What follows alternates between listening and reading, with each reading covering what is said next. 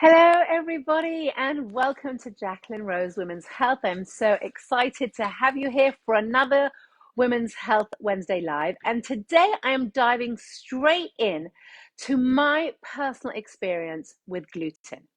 Now, if you have seen me before here on a Women's Health Wednesday Live, you will know that every Wednesday we come and we talk about women's health issues as it relates to menopause journey or anything else going on specifically in your body. We have covered cholesterol and adrenal fatigue and stress and inflammation. And today I want to actually share my own personal story because I think it's going to resonate with many of you without you even realizing. But the minute that the light bulbs are turned on in your brain, you may start saying, oh my goodness, that's why I have been experiencing X, Y, or Z. So, one of the reasons why I became a menopause educator and coach was because of my own experience of treating and managing my perimenopause symptoms. I am today 48 and a half years old, and about 4 years ago or so, when I was around 44, I began to realize that I was really suffering and experiencing a lot of bloatedness and stomach cramps, and I had no idea why. I basically spent a year with digestive abdominal pain. I was bloated. I looked like I was pregnant, like I was 3 months pregnant the whole time. I just felt very uncomfortable. It was particularly acute on the weekends, Saturday night, Sunday morning. And I just lived in a constant state of bloated cramps and abdominal pain, and didn't know what it was. And I know that many of you are living like that, not really thinking about it, just, maybe ignoring it, maybe taking some type of digestive um, easing medication. Maybe you think it's reflux, maybe just sort of you feel bloated and you think, okay, that's what it means to be in midlife, and that's just what it is. I now have a stomach. Um, then I spoke with a friend of mine who has gone on her own long journey into, sorry, um, connected with a friend who has gone on her own journey of health and nutrition. And she said she would be willing to work with me a little bit, very informally, but to share her knowledge, her experience of her own journey. And she thought she could help me.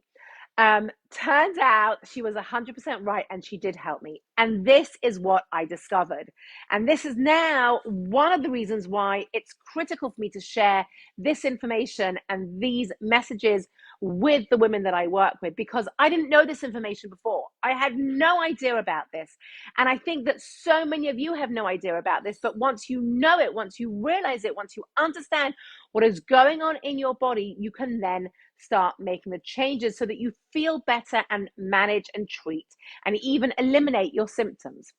So what I discovered was that I was absolutely in perimenopause at the age of 44. That is totally normal. And I realized that my digestive system, my body was beginning to respond to the same things very differently. I hadn't changed anything in my diet. I hadn't changed anything in the way that my body, what I was doing. I wasn't eating anything specifically different. I hadn't changed anything, but my body was now responding to things in a very, very different way. And one of those things was gluten. And I basically realized that my body had become very intolerant to gluten, and that gluten is a key inflammatory trigger of our gut health, our gut microbiome. Now, we're not talking here about celiac.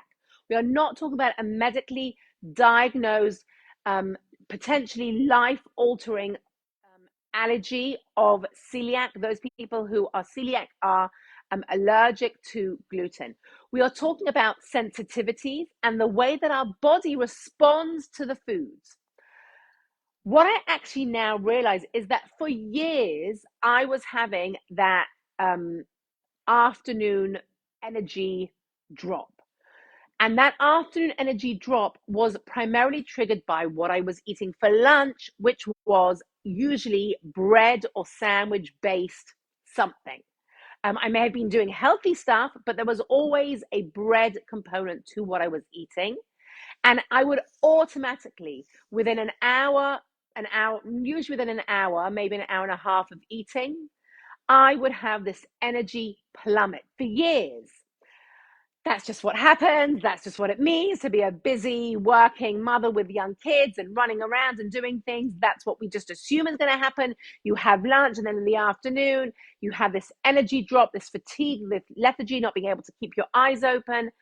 How do we rectify that energy drop? We usually have coffee and some sugar boost, whether it be a really good croissant or a chocolate bar or a granola bar or something. We usually have that energy boost that we sort of crave because our energy has plummeted. I then really started going into this whole world of gut health, functional nutrition, inflammatory foods, and really understanding what was going on with my own body and beginning to learn what we need in midlife to support our health and well-being, to prevent our symptoms through nutrition. Now, many of you know I don't only work from the food field. I integrate all the different things that are triggers for our hormonal imbalance, but food nutrition is one of them. And we're not talking about diets. This is not a conversation about diets. This is a conversation about what foods are triggering for you, what foods are inflammatory for you, what foods trigger symptoms, and therefore how do we understand the way that we should be eating to support our health and well-being. And I discovered that gluten was a key trigger for me. And literally the minute I removed gluten in all of its guises out of my diet, my bloating stopped, my cramping stopped, my digestive problems stopped, and I just felt better. I had more energy. That was the other unexpected thing. I had tons more energy. I've also changed a whole lot of other things. I am much more aware of the inflammatory foods. And things are changing also. Dairy has now become a very big digestive trigger for me. I can't tolerate dairy in the same way that I used to be able to tolerate it. For many people, for many women, caffeine is a trigger. Caffeine is an inflammatory trigger in that it triggers cravings, it triggers symptoms. There are many women who say they have more hot flushes when they're drinking caffeinated drinks. This is very personalized, but there are some key principles when it comes to what are you eating and what should you be eating at this midlife stage.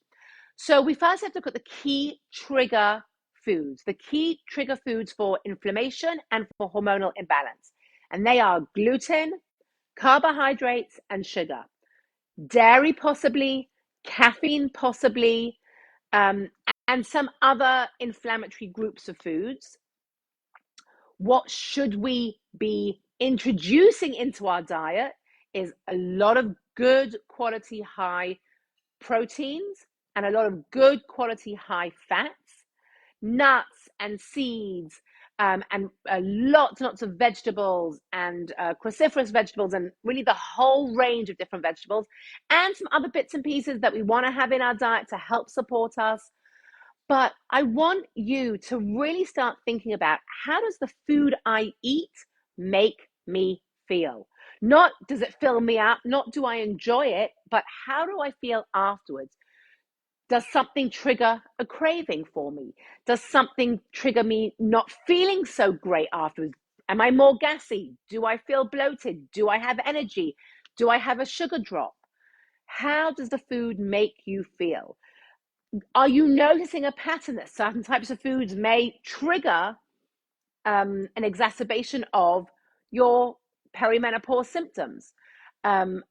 I know that alcohol is one of the key triggers for hot flushes and night sweats. We talked about caffeine. Sugar is an absolute energy killer. Any type of sugar we usually think sugar is an energy boost. It's giving me glucose. It's giving me that sort of sugar surge of energy in my body, within an hour, you will be having a sugar crash. That is the insulin peaks and troughs that we want to try and avoid, those spiking in insulin and then a drastic fall of insulin. We want to be avoiding all of that because that's going to be exacerbating fatigue, low energy. Brain fog is absolutely exacerbated by carbohydrate and sugar consumption. So one of the things that I realized with all of this is that first, it's very personalized. As I said, how you feel on different foods is about you. But there are some generalizations, and there are inflammatory foods, and there are certain triggers for things that are going to create certain symptoms and certain um, gut microbiome imbalance. And we need to start looking at that. And then obviously the next stage is, so what is the gut supportive food and what should I be taking out and what should you be putting in? I am not about elimination without replacement. You can take out all the food, but then you're just going to be having cravings and feeling depressed and not know what to eat. So we need to be looking at what are all the things you can be eating when you eliminate the foods that are triggering for you. Now, many people say to me, how can you cut out gluten totally? How do you don't have any bread ever? You're never having a sandwich? And yes, shocking as it may be, I don't eat gluten really at all. I have cut out all wheat-based or gluten-based products from my diet. And the reason why I have done that is because I know how I feel when I have it. So occasionally there's a party or there's a celebration or I'm going away for the weekend with friends or we're doing something fun or there's a big family event and family gathering. And yeah, I will eat whatever it is, the cookies, the cakes, all the different things that are there that are really yummy. And I don't want to deprive myself. So I eat it. But within 24 hours, I am suffering. And I have to make a conscious decision of if I'm going to eat this, to understand what the consequences are going to be. And sometimes I will, but then I will have a couple of days where I'm feeling really uncomfortable. I am bloated, I am uncomfortable, I'm not, going to the toilet regularly. It impacts me. And the minute I revert back and I sort of get myself back on track and I'm eating all my gut supportive food and I'm doing all the things that I know to do, I feel better again. So it's about life choices and lifestyles and understanding your body, understanding your personal triggers, understanding what is happening in your body as a result of the actions you are taking, and then making an informed decision and being aware. And it's very possible now that some of you listening may start to sort of have the wheels of your brain start turning and pieces of the puzzle start fitting into place and realizing, oh my goodness, yes, I am seeing a relationship when I eat this food or drink this beverage, that it impacts me in this way. And I never paid attention to that. I never realized that relationship. And once you do realize that relationship, there are things you can start doing. And then you make your life choices. You decide what you're going to do. And as I said, occasionally I do have gluten-based products and I suffer for it afterwards. And I always are like, I shouldn't have done that. I know better. But that's life. We're human. I make choices also. But at least I know why. And at least I know how I'm going to feel. And at least I know what to do about it afterwards. So if this resonates with any of you, please drop some comments below. Let me know. Please let me know about if you have a changing relationship with gluten, that you are discovering your body is beginning to respond in a very different way to gluten than it used to. Or maybe other food types. Maybe you're realizing that when you have sugar, you actually don't feel better with it, but you actually have that energy crash, or that you then sort of have a bit of brain fog afterwards. Start paying attention. Let me know in the comments. And if you want more information or more support or more guidance, or you want to know, okay, yeah, I understand this. Now what do I do? Send me a DM. We can schedule a one-to-one menopause consultation session and we can start you on your journey to healing your hormones, fixing your symptoms by making small changes with really big impacts. If you also want to watch the back catalogue of Women's Health Wednesday Live, I'm also going to drop a link to the YouTube channel, to my YouTube channel in the comments, and you can see all the back catalogue of all the Women's Health Wednesday Lives on my YouTube channel. Have a fantastic day, and I look forward to seeing you again soon.